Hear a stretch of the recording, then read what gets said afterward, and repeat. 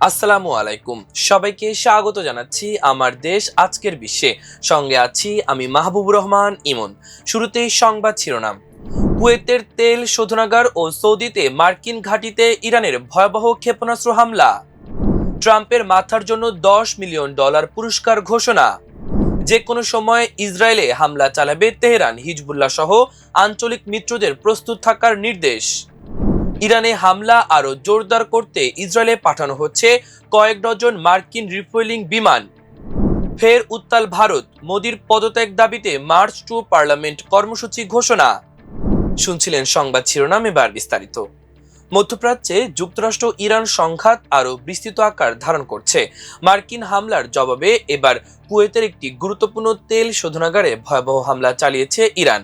একই দিনে সৌদি আরবে অবস্থিত একটি মার্কিন সামরিক ঘাঁটিতেও ব্যালিস্টিক ক্ষেপণাস্ত্র নিক্ষেপ করা হয়েছে। একের পর এক এসব হামলায় উপসাগরীয় অঞ্চলে যুদ্ধ ছড়িয়ে পড়ার আশঙ্কা আরো বেড়েছে। আল জাজিরার তথ্য অনুযায়ী কুয়েতের অন্যতম গুরুত্বপূর্ণ তেল শোধনাগারকে লক্ষ্য করে একাধিক দফায় হামলা চালানো হয়। এতে স্থাপনাটির বিভিন্ন অংশে ব্যাপক ক্ষয়ক্ষতি হয় এবং কয়েকজন আহত হন। হামলার পরপরই পুরো এলাকা খালি করে দেওয়া হয়। কুয়েতের দমকল বাহিনী জানিয়েছে, হামলার পর দুটি স্থানে আগুন ছড়িয়ে পড়ে এবং আগুন নিয়ন্ত্রণে আনতে গিয়ে কয়েকজন দমকল কর্মীও আহত হয়েছেন। একই সময়ে কুয়েতের সেনাবাহিনী জানায়, তাদের আকাশ প্রতিরক্ষা ব্যবস্থা ইরানের ক্ষেপণাস্ত্র ও ড্রোন প্রতিহত করতে সক্রিয়ভাবে কাজ করছে। জনগণকে আতঙ্কিত না হওয়ার আহ্বান জানিয়ে কর্তৃপক্ষ বলেছে, আকাশে বিস্ফোরণের শব্দ মূলত প্রতিরক্ষা ব্যবস্থার কার্যক্রমের অংশ। অন্যদিকে মার্কিন সংবাদ মাধ্যম এক্সিওসের বরাতে জানা গেছে, সৌদি আরবে অবস্থিত একটি মার্কিন সামরিক ঘাঁটিকেও লক্ষ্য করে ব্যালিস্টিক ক্ষেপণাস্ত্র নিক্ষেপ করেছে ইরান। যদিও তাৎক্ষণিকভাবে ক্ষয়ক্ষতির বিস্তারিত প্রকাশ করা হয়নি, তবে কয়েক মাসের মধ্যে সৌদি ভূখণ্ডে এটি ইরানের প্রথম সরাসরি হামলা হিসেবে বিবেচিত হচ্ছে।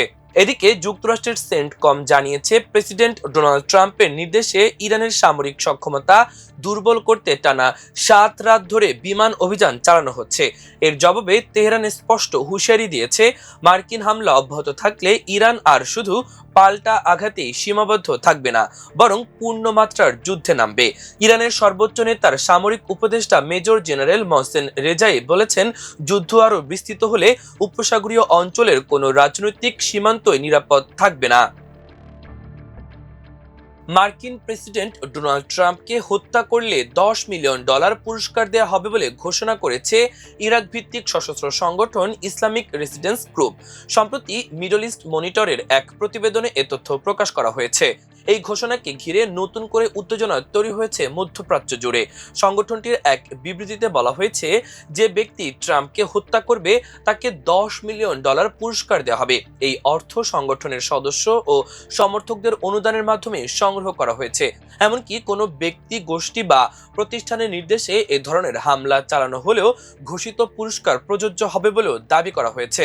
বিবৃতিতে ট্রাম্পকে বিজ্ঞানী ও শিশুদের হত্যাকারী আখ্যা দিয়ে বলা হয়, বিশ্বের মুক্ত মানুষ তাকে কখনো নিরাপদে থাকতে দেবে না। সংগঠনটি আরও দাবি করে, নিহতদের প্রতিশোধ নেওয়া তাদের জন্য একটি বাধ্যতামূলক দায়িত্ব এবং এই প্রতিশোধ চলবে যতক্ষণ না তারা নিজেদের লক্ষ্য অর্জন করছে। এদিকে যুক্তরাষ্ট্র ইরানে টানা বিমান অভিযান অব্যাহত রেখেছে। মার্কিন সেন্টকম জানিয়েছে, প্রেসিডেন্ট ট্রাম্পের নির্দেশনায় ইরানের সামরিক সক্ষমতা দুর্বল করার উদ্দেশ্যে ধারাবাহিকভাবে অভিযান পরিচালনা করা হচ্ছে। অপরদিকে ইরান যুক্তরাষ্ট্রকে অবিলম্বে হামলা বন্ধের আহ্বান জানিয়ে সতর্ক করেছে। বিমান হামলা চলতে থাকলে তারা পূর্ণমাত্রার যুদ্ধে নামতে বাধ্য হবে।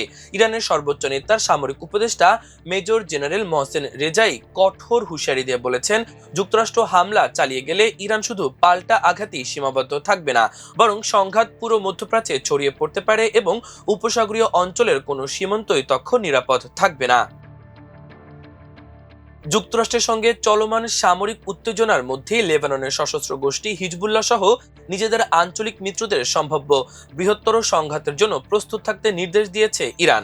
এতে মধ্যপ্রাচ্যে নতুন করে যুদ্ধ ছড়িয়ে পড়ার আশঙ্কা তৈরি হয়েছে। লেবাননের দৈনিক নিদা আল ওয়াতানের এক প্রতিবেদনে বলা হয়েছে, তেহরানে সাম্প্রতিক উচ্চ পর্যায়ের বৈঠকে ইরান সমর্থিত এক্সিওস অব রেজিস্ট্যান্সের নেতাদের জানানো হয়েছে অপেক্ষার সময় প্রায় শেষ। এখন থেকে সম্ভাব্য সামরিক অভিযানের জন্য পূর্ণ প্রস্তুতি নেওয়াই হবে তাদের প্রধান দায়িত্ব। ইরানি কর্মকর্তারা সতর্ক করে বলেছেন, ভবিষ্যতের যে কোনো সংঘাত অতীতের যে কোনো যুদ্ধের চেয়ে আরও বিস্তৃত ও ভয়াবহ হতে পারে। বর্তমান সংঘাতে এখনো পর্যন্ত ইসরায়েল সরাসরি অংশ না নিলেও পরিস্থিতি দ্রুত বদলে যেতে পারে। বিশেষ করে হিজবুল্লাহ যদি আবার ইসরায়েলি ভূখণ্ডে রকেট বা ক্ষেপণাস্ত্র হামলা শুরু করে, তাহলে ইসরায়েলের পাল্টা সামরিক অভিযান পুরো অঞ্চলকে নতুন যুদ্ধের দিকে ঠেলে দিতে পারে।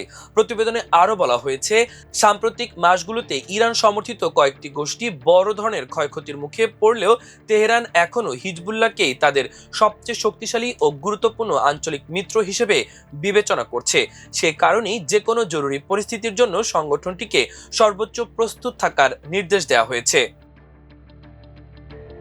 ইরানের বিরুদ্ধে চলমান সামরিক অভিযান আরও বিস্তৃত করার প্রস্তুতি নিচ্ছে যুক্তরাষ্ট্র।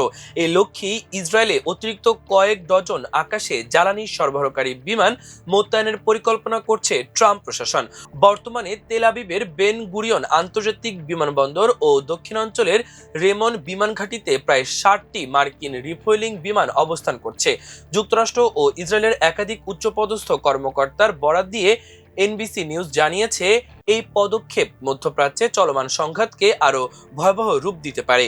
প্রতিবেদনে বলা হয়েছে, হোয়াইট হাউসে নতুন সামরিক পরিকল্পনা উপস্থাপনের পর ইরানে আরও বড় পরিসরে হামলার বিষয়টি সক্রিয়ভাবে বিবেচনা করা হচ্ছে। সম্ভাব্য লক্ষ্যবস্তুর তালিকায় রয়েছে ইরানের গুরুত্বপূর্ণ বিদ্যুৎ কেন্দ্র, সামরিক অবকাঠামো, পারমাণবিক স্থাপনা এবং পিকেক্স মাউন্টেনের ভূগর্ভস্থ একটি স্থাপনা, যেখানে নতুন সামরিক কার্যক্রম চলছে বলে যুক্তরাষ্ট্রের ধারণা। মার্কিন কর্মকর্তাদের মতে, প্রেসিডেন্ট ডোনাল্ড ট্রাম্প এখনও চূড়ান্ত নির্দেশ না দিলেও ইরানের ওপর সামরিক ও অর্থনৈতিক চাপ আরও বাড়ানোর পক্ষে অবস্থান নিয়েছেন।